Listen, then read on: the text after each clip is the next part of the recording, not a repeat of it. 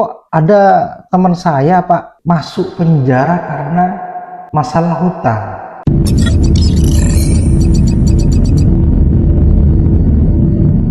Ini ada pertanyaan yang mungkin cukup menarik ya. Mangkir bayar hutang apakah bisa dipidana? Sebenarnya pertanyaan ini sudah pernah saya ulas pada konten sebelumnya. Seorang yang berhutang itu bisa dipidana jika ada perbuatan atau actus reus dan niat jahat atau mens rea dalam terpenuhinya unsur-unsur pidana.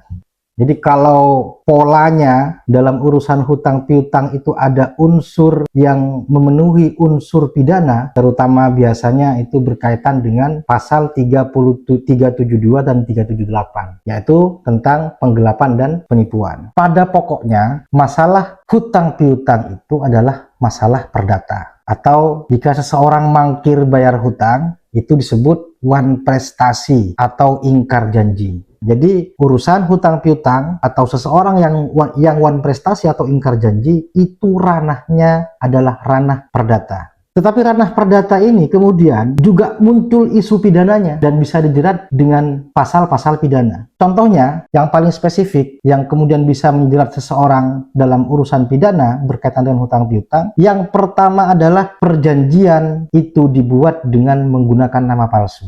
Kemudian dia menggunakan martabat palsu dan perjanjian itu penuh dengan unsur tipu muslihat, atau tidak penuh lah, ada unsur tipu muslihatnya atau rangkaian kebohongan yang terus menerus. Nah, ini sudah memenuhi unsur pasal 378 tentang penipuan. Selanjutnya seseorang juga bisa dipidana apabila terpenuhi unsur pasal 372, yaitu berkaitan dengan salah penggelapan. Adanya dengan sengaja melawan hukum, memiliki barang atau sesuatu, menguasai atau mengambil alih barang milik orang lain yang dalam kekuasaannya bukan karena kejahatan. Contoh misalkan sewa rental atau sewa mobil, seseorang yang nyewa mobil kepada rental mobil. Sewa mobil ini kan akadnya akad perdata. Tapi kemudian setelah menyewa mobil oleh penyewa, mobil ini digelapkan, dijual, terus kemudian digadaikan. Ini sudah terpenuhi unsur pasal 372. Bagi seorang debitur, sebisa mungkin dalam persoalan hutang piutang itu